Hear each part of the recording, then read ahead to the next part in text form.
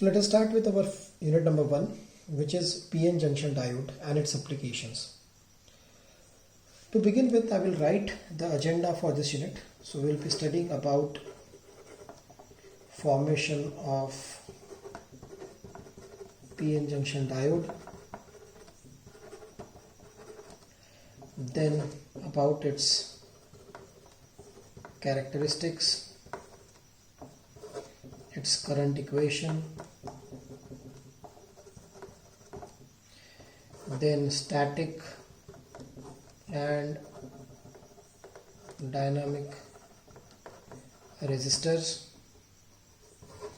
Then we will be switching to the applications of diode. So of course we will be studying two applications. One is half wave rectifier and another is full wave rectifier in details. Then filters, and the last but not the least, it will be Zener diode. Meanwhile, when I will be teaching you the characteristics of PN junction diode, we will be covering its application as switch. So this is nothing but this is the content of unit number 1, in which you need to study all these points. So these 7 points will be covered. So let us begin with the first point, that is formation of PN junction diode. Now see here, formation of PN junction diode. Okay, so let us start with this. So first of all, you should know about the diode. So diode is nothing but it is a two-terminal device. Let us gather some information about the diode before we start studying it. So diode is nothing but it is a two-terminal device because it has two terminals. One is called as P terminal or positive terminal, and second is called as N terminal or negative terminal. They are also called as anode. So positive terminal is called as anode and the negative terminal is called as cathode. So these two terminals are there in the diode, and that's why it is called as two-terminal device. Then it is a unidirectional device. Now what is the meaning of unidirectional? The meaning of unidirectional is current flows only in one direction. That is, the current will flow from positive to negative, but negative to positive not possible. Okay, and that's why it is called as unidirectional, because the current flows from only one direction, from P side to N side. Well, of course, in the course of time we'll get to know about that. These are the two important characteristics that you need to remember about the diode. It is a two-terminal device and it is a unidirectional device. Okay, now let us go for the formation of PN junction diode. Okay, now see, it is not that easy. If we take one P part, one N part, and if we join it, it is not called as PN junction diode. Remember this. There is a process that we need to follow to form a PN junction. So what is that process? This is what we need to study in this first part. So what we will do, we will take a semiconductor bar.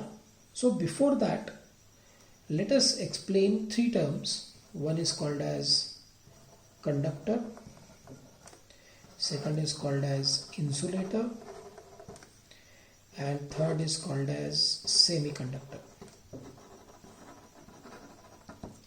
Now you very well know these three terms, but let us try to explain this. Conductor, the material which will allow current to pass through it.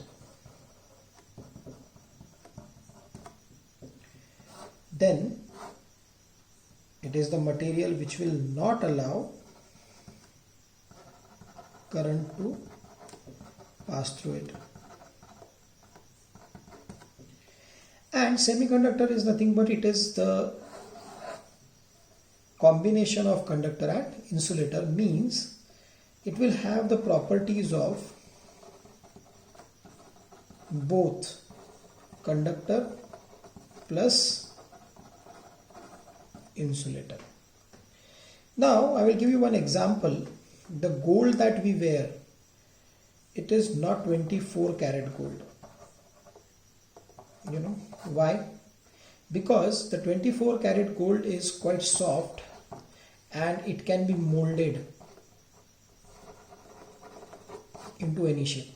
Means if you are wearing a ring of 24 karat, maybe the shape of that ring can be changed by just pressing it.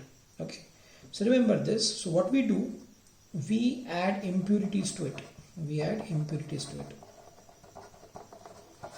And by adding the impurity, we actually decrease the quality of the gold to 22 karat. But materialistic wise, we make it strong. Similarly, we are not using pure conductor, we are not using insulator, but we are mixing it with impurities and forming a new material which is called as semiconductor. And that's why we say that PN junction diode, it is a semiconductor device. So I will just write it third point. See, first point, second point and third point, it is a semiconductor device. Now what are the semiconductor materials which are basically used to form the PN junction? There are two materials. First is called as germanium and second one is called as silicon. Remember these are the two important materials which are used to form a PN junction. One is germanium, another is silicon. So which one of these is preferred? Silicon is preferred to form the PN junction diode. Why? Because it is thermally stable. It is thermally stable and that's why it is used. Remember this. Okay. Now let us move ahead and see how the junction is formed. So I'm telling you, so I was talking about a semiconductor bar. So let us take a semiconductor bar either made up of silicon or germanium. So let us consider this pin to be a semiconductor bar. Now half portion of it will be doped with P type of impurities, that is holes, and half portion of this will be doped with negative type of impurities called as electrons. See this, what we have done, we have taken a semiconductor bar which is made up of either silicon or germanium, half portion of which is doped with positive impurities called as holes, and half portion of which is doped with negative impurities which are called as electrons. Now the thin separation between holes and electrons, this separation between these two hands is nothing but it is called as junction. This is called as junction. So for formation of junction, what we did, we first of all doped holes which are positive charge carriers and electrons which are negative charge carriers on semiconductor bar. And the second one what we did was the thin separation between holes and electrons is nothing but it is called as junction. So it is a two-point process. First we need to dope the impurities, holes and electrons to the semiconductor bar, and then we need to find the thin separation between holes and electrons which is called as junction. Now remember, this entire two-point process is called as diffusion. It is called as diffusion. So I can say the formation of PN junction diode is due to the process called as diffusion. Is the process called as diffusion. Now in the process of diffusion, what we do these two steps. We take a semiconductor bar either made up of germanium or silicon, then we dope it with holes and electrons.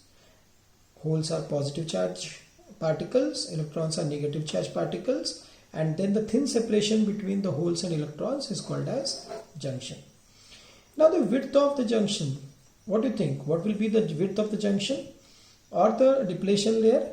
It is nothing but it is 10 to the power minus 6. Remember, it is that small, 10 to the power minus 6 in the power of 10 to the power minus 6. Separation between electrons and holes, it's very thin layer.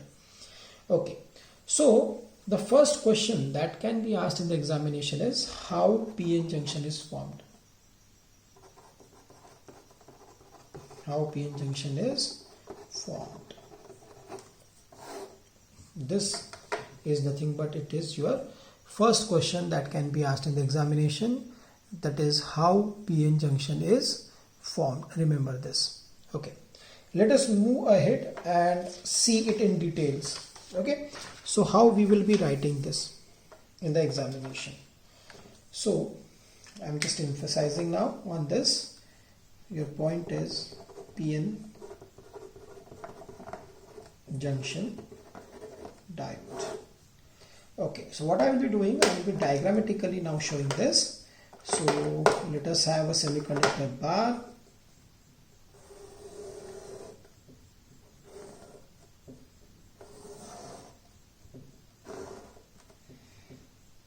Thin separation between it. Now half portion will be doped with holes which are positive charged particles,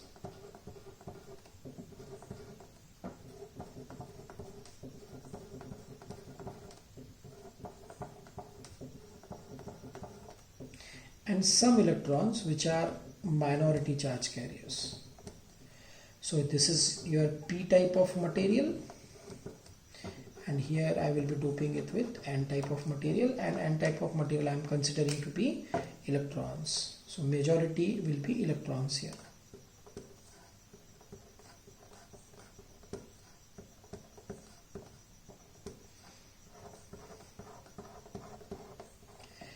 So in description now I can write in p type majority is holes and minority is electrons. In n type, what we doped? We doped majority electrons and minority of holes. Okay. Now this entire process I have told you is called as diffusion. It is called as diffusion, and this thin line between p type and n type is called as junction. Is called as junction. Okay, now see what will happen. I have not applied any battery to it. I have not applied any battery to it. I have not applied any external power supply to it. Now if I am not applying any power supply to it, still it has some internal energy, because these are called as charge carriers. No, holes and electrons. Holes are positive charge carriers and electrons are negative charge carriers. So they have some charge. So see what will happen because of the internal energy of charge carriers.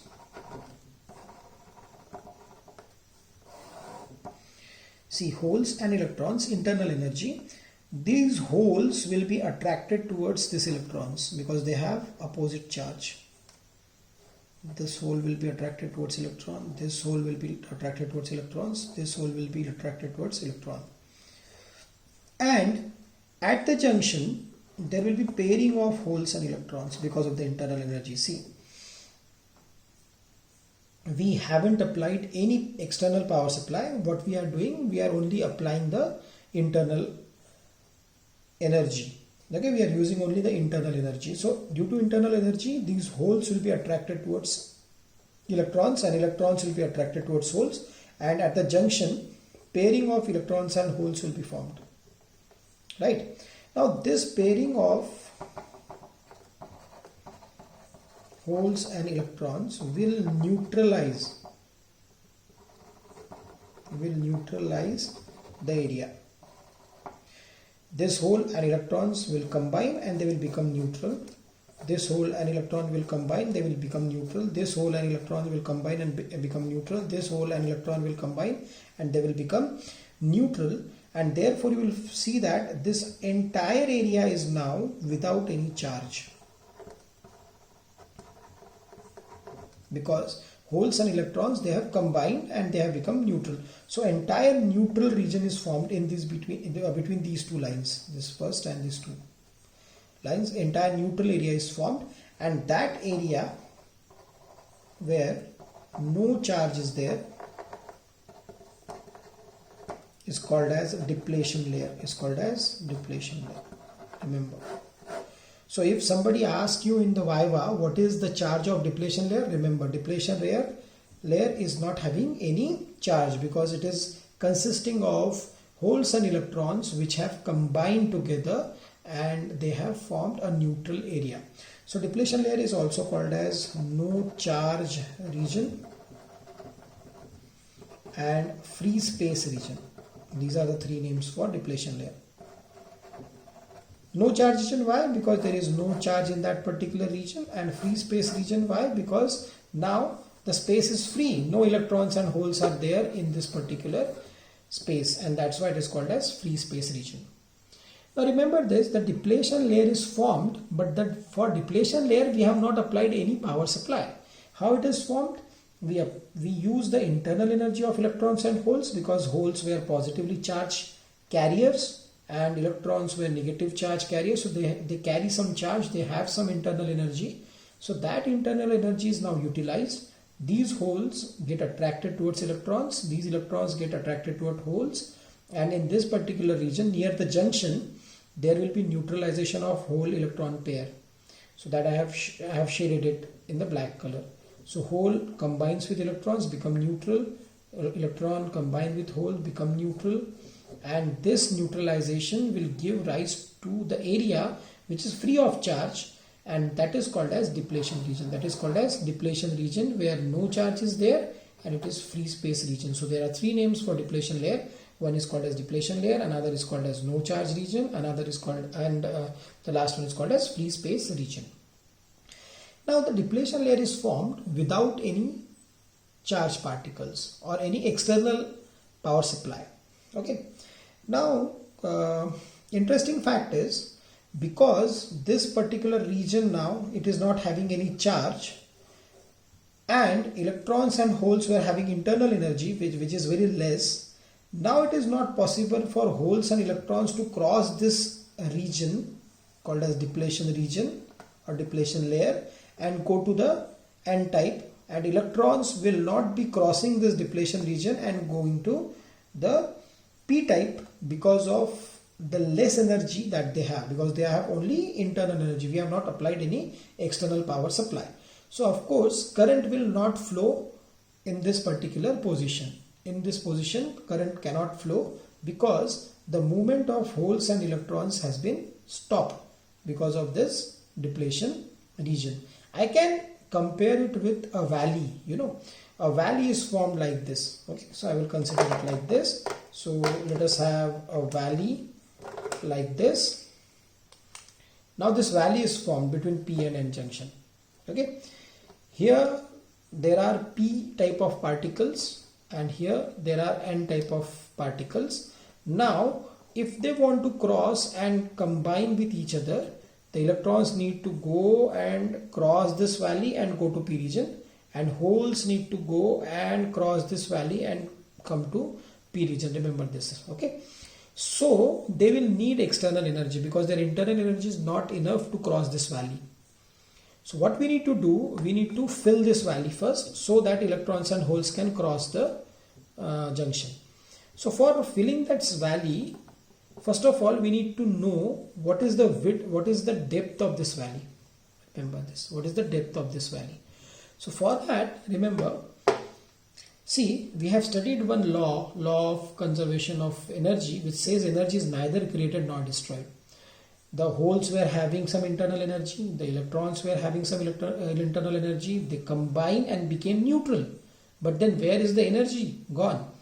Internal energy was there with holes, internal energy was there with electrons, but now they have become neutral, so energy is not there. So where the energy has gone? Now this energy which has been lost in recombination of electrons and holes, it is now converted into electrical energy, and that electrical energy is called as barrier potential. It is called as barrier potential. It is called as barrier potential. Remember this. Now, what is the meaning of barrier potential? These holes and electrons, they combine with each other and they have neutralized, and their energy now is being converted into barrier potential. So now what is the value of this barrier potential? It is defined value. Remember, for germanium it is 0.3 volts and for silicon it is 0.7 volts. For germanium it is 0.3 volts and for silicon it is 0.7 volts. Now how to remember this? We remember these two values. I know this 0.3 and 0.7, but how to remember which one is for silicon and which one is for germanium? So we know ABCD, right? So if I go from ABCD like this, so first comes G, okay, and then comes S. So G 0.3 volts, S 0.7 volts. This is how you can remember the barrier potential value for germanium and silicon. As I have told you that these are the two materials which are usually used to form the PN junction. So if your PN junction is formed by material called as germanium, its barrier potential is going to be 0.3 volts, and if it is formed by silicon, its barrier potential is going to be 0.7 volt. Remember, these are the theoretical values, but practically when we will be doing the practicals, remember this value can drop to 0.2 volt and 0.56 volt. These are the practical values of barrier potential for germanium and silicon. So now see what will happen. Again I will come to that valley point. So this is the valley. Now the depth of this valley, this one, is equal to the barrier potential. Means if I am using a germanium diode, the value is 0.3 volt, and if I am using a silicon diode, the value will be of 0.7 volt. Now let us consider that a valley is formed and I have used silicon because I have told you usually the material that we used is silicon because it is thermally stable. Now if 0.7 volt is the width of the valley, first of all we need to fill this valley by 0.7 volt, so that what will happen, the voltage will be, the valley will be filled, and now the electrons and holes can cross to the other portion. But for that, remember, we need to fill it with 0.7 volt. So now let us apply the external power supply or external energy so that we will be filling this valley. And that external supply that we apply is called as biasing. It is called as biasing. And there are two types of bias, you know. One is called as forward bias, another is called as reverse bias. FB and RB. The forward bias diode and the reverse bias diode. But you know, there is interesting bias called as zero bias, where you have not applied any power supply. So the depletion layer that we have formed now, I can call this to be the zero bias. I can call it to be the zero bias, where no external power supply was applied, but still the electrons and holes moved towards each other. They neutralized, they became neutral, they formed a region without any charge, which was called as depletion layer, or no charge region, or free space region, and they further stopped the movement of p-type and n-type charge carriers to cross to the other side, right? So that's why I can term this particular bias as zero bias, where no external power supply is applied. But I want the current to flow through the circuit, right? And therefore I need to apply the external power supply. And if I apply the external power supply, that is called as biasing, forward bias or reverse bias. So let us see what is forward bias and what is reverse bias. So let us see meaning of forward and reverse bias in details. So let us go for the next page. So I will start with the first one called as forward bias.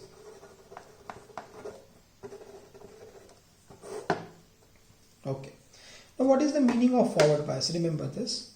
Forward bias is nothing but it is the point where, you know, where positive terminal of diode is connected to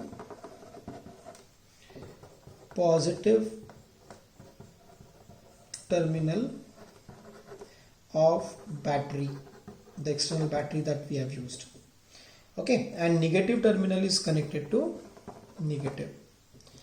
Okay, this is called as forward bias, where the positive terminal of the diode, that is P type of the diode, is connected to the positive terminal of the battery, and N type of the diode is connected to the negative end of the battery. Or in case of anode and cathode, if I want to talk, anode is connected to the positive terminal of the battery and cathode is connected to the negative terminal of the battery.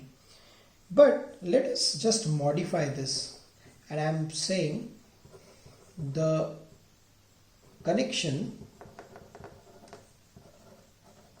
where current flows is called forward bias, So for that purpose, if I want to connect positive with positive, negative with negative, negative with positive, positive with negative, I am okay with that. The only thing is current should flow in the circuit. I will give you the example. Current always flow from positive terminal to negative terminal, higher potential to lower potential. So you have two potentials now, P and N. You have two regions, right? Now if current is to flow, your positive terminal should be at higher potential to negative terminal. Let us connect this to minus 2 volts, and let us connect negative terminal to minus 3 volt of the battery. So you have connected two negative batteries. One is of amplitude minus 2 volt and one is of amplitude minus 3 volt. Now see, your P terminal is connected to minus 2 volt and N terminal is connected to minus 3 volt. Which is less negative. Minus 2 is less negative as compared to minus 3. So I can say that it is closer to 0 and it is a bit farther to 0. Right? So minus 2 is more positive with respect to minus 3. And that's why this combination will give you forward bias. Why? Because P is at higher potential with respect to N, and that is the meaning of the first sentence that we have written, where positive terminal of the diode is connected to positive terminal of the battery and negative terminal of the diode is connected to the negative terminal of the battery. Means if your P type is at higher potential compared to N type, you will always be getting the forward bias. So it is not necessary that positive will always be connected to positive and negative will always be connected to negative. Remember, you can change it, but remember always, if you want the current to flow or if you want the forward bias, P type should be at higher potential corresponding to the N type. Okay, let us take example. I am considering P type and N type, and I am considering now different values, and I will check whether it is forward bias or reverse bias. So now P terminal is connected to minus 2 volt, it is connected to plus 3 volt, it is connected to plus 5. I am taking random values.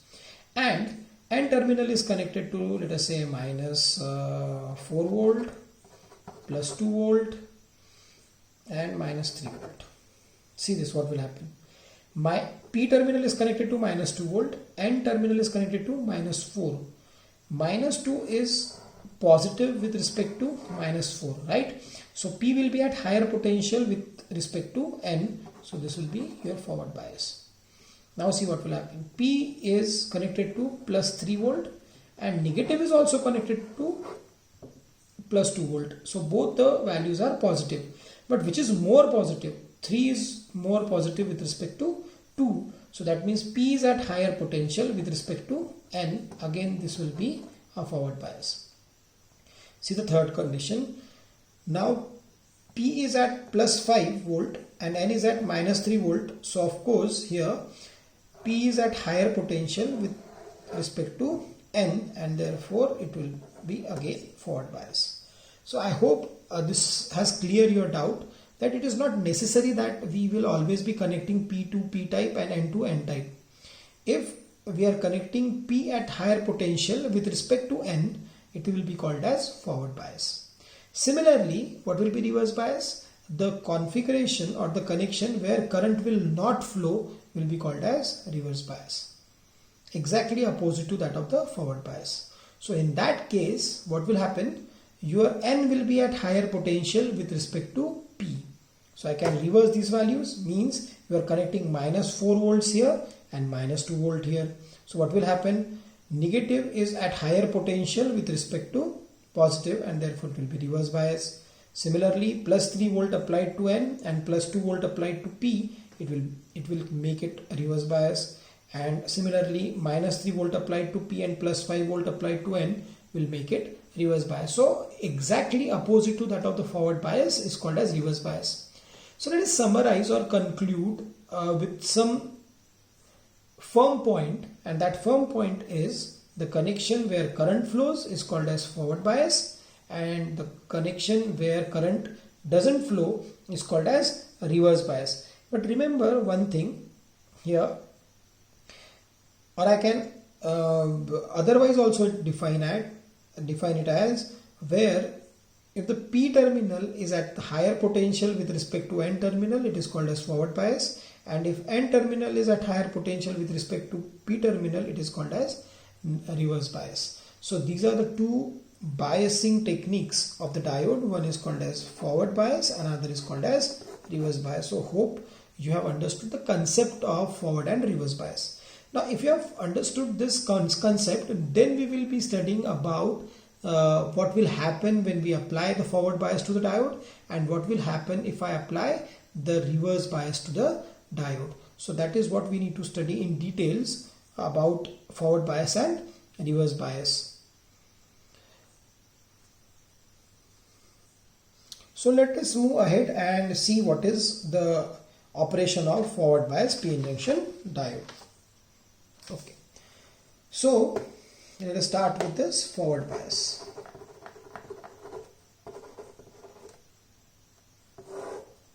Now for that purpose, again I will draw the diagram where we left from. Let us say this is a semiconductor bar. Then I will be drawing the depletion layer here, and doping will be done. Positive majority here, p-type. So holes will be in majority and electrons will be in minority. Similarly here, electrons will be in majority and holes will be in minority. And this is depletion layer, so I will write just hole and electron pair, hole and electron pair, hole and electron pair. Okay, so now I will name them. This is p-type, this is n-type, and this is depletion layer.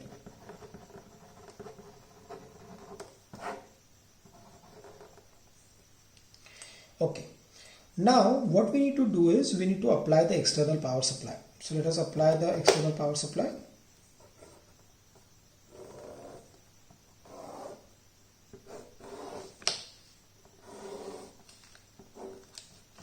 So positive terminal will be connected to P and the negative terminal will be connected to N. So I am connecting positive terminal of the battery, let us say V battery, and negative terminal of the battery to the N type. So this is the battery V, of which the positive terminal is connected to P type and negative terminal is connected to N type. See what will happen now. See in this what will happen. Now this valley that is created, that I have shown you like this is the valley that is created because of the depletion layer, has a width of, let us say if the diode is made up of silicon, the width will be 0.7 volt. Now the value is of 0.7 volt, and if you are applying this positive power supply to it and negative power supply to it, now what we need to do, let us apply 0 volt. Value will be as it is and no current will flow because it is similar to the zero bias if you apply 0 volts. Now if I am applying 0.1 volt, now this 0.1 volt that is applied to the P type will act as the opposite voltage to the depletion or the barrier potential. The voltage that you apply to in the forward bias, it acts as the opposite voltage to the barrier potential. Remember this, in forward bias, whatever voltage you apply is opposite to barrier potential. Now what is barrier potential? Barrier potential is 0.7 volt. It is 0.7 volt that we have written. Now see what will happen. I will write it here. This is applied voltage, and let us talk about barrier potential. So you apply 0 volt, it remains at 0.7. You apply 0.1 volt, now it will decrease and it will become 0.6. Why? Because it is acting in opposition to the barrier potential. Means now the valley is filled somewhat. 0.1 volt it has filled.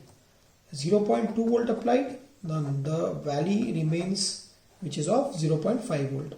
0.3 volt applied, 0.4 volt. 0.4 volt applied, 0.3 volt, 0.5 volt applied, 0.2 volt, 0.6 volt applied, 0.1 volt, and now I have applied 0.7 volt. Now your valley is filled. Means, see what has happened. This was the valley.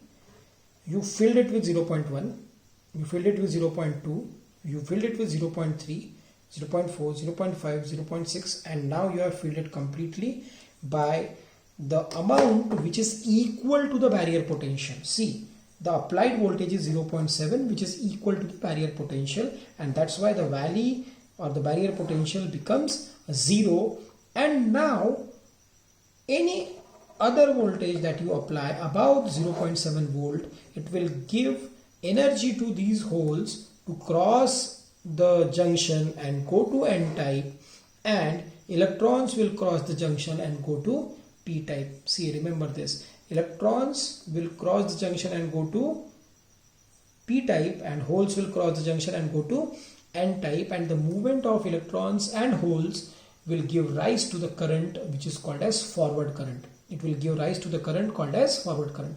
But for forward current to flow, remember this, the minimum voltage that is required to be applied in the forward bias is equal to the barrier potential. Means if we have used germanium material to form this PN junction diode, so minimum applied voltage, it would have been 0.3 volt, so that the valley will be filled and the current will flow. Okay, because it was silicon, we have to apply the voltage which is equal to the barrier potential, which is 0.7 volt, so that the current will flow. So I will write minimum voltage required to current for current to flow is called as barrier potential.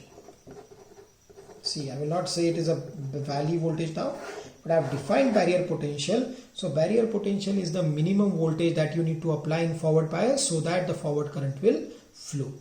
Okay, now see what will happen. Now the valley is filled because you have applied, let us say, 0.7 volt. So valley is filled. Now when you apply 0.8 volt, what will happen?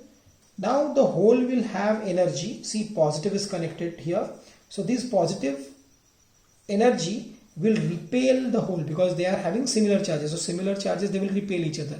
So holes will be repelled towards n-type and electrons will be repelled towards p-type. Okay, so majority of holes will now move to n side and majority of electrons will move to positive side. Okay, now let us see let us see analytically. Let us see if number of holes are Pn. Number of holes, this is n represents number and p represents holes. So number of holes which are in majority, they will cross and go to n side, and number of electrons will now cross and come to p side. See here, majority of holes will cross the junction and go to n side, and majority of electrons will cross the junction and come to p side. Now movement of holes from p side to n side will form a current, let us say called as IP, positive current, which flows from positive to negative. Remember, the current always flow from positive to negative. The holes are moving from p to n. The holes are moving from p to n and they are forming a current called as IP, which is called as positive current, or it is also called as hole current, because it is due to majority of holes. It is because of majority of holes, that is it is also called as hole current. And let us say the electrons, majority of electrons, they flow from N to P. They flow from N to P and give rise to the current called as IN, negative current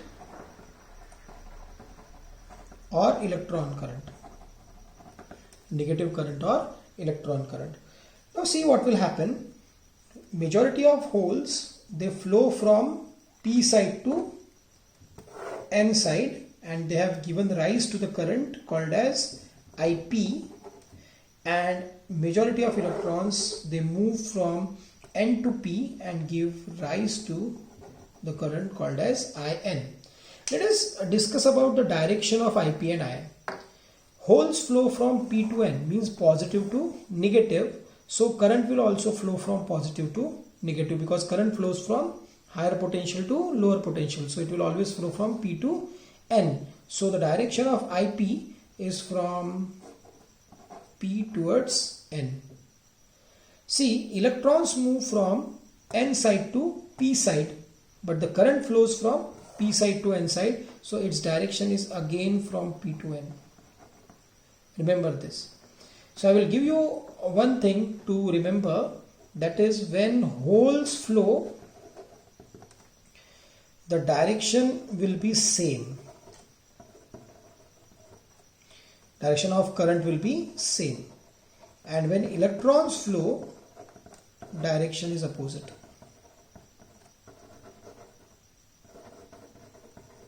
See how it is. Holes flow from P to N, current also flows from P to N.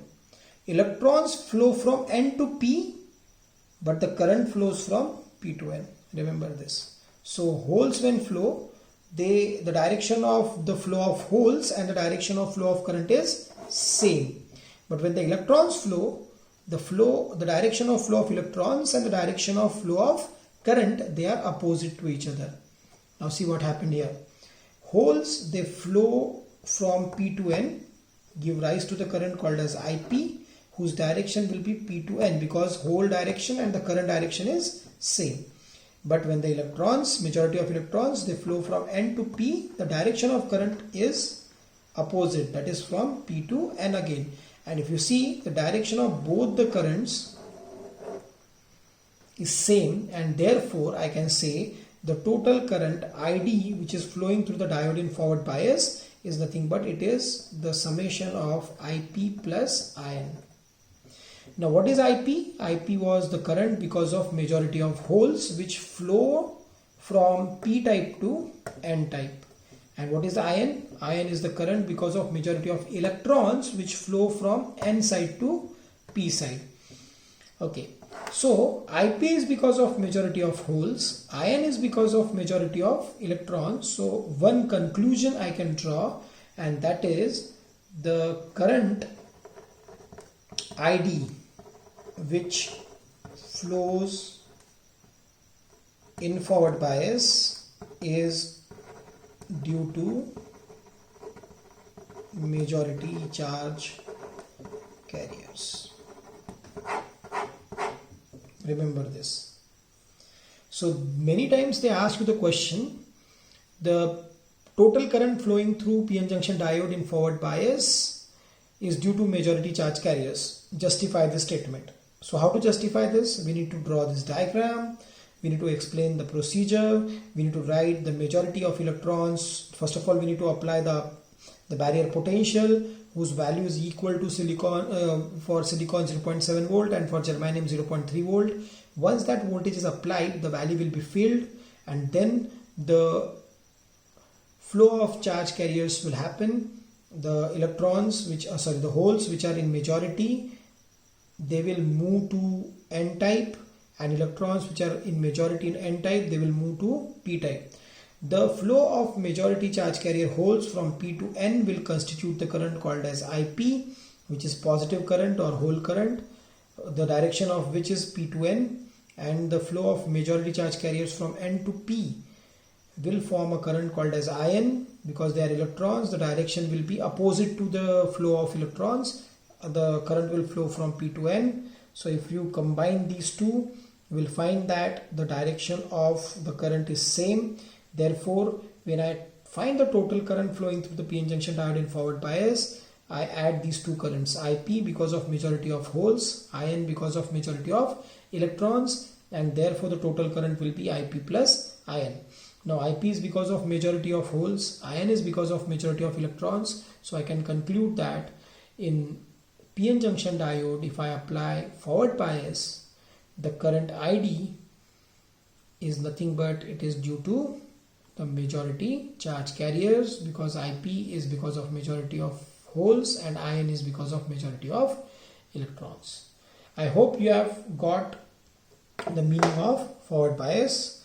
In the next lecture, of course, we will be considering the reverse bias in details, and then the current flowing through the negative or the reverse bias. Okay, so if you are having any doubt, we can discuss it now, or we can then move ahead to the next portion.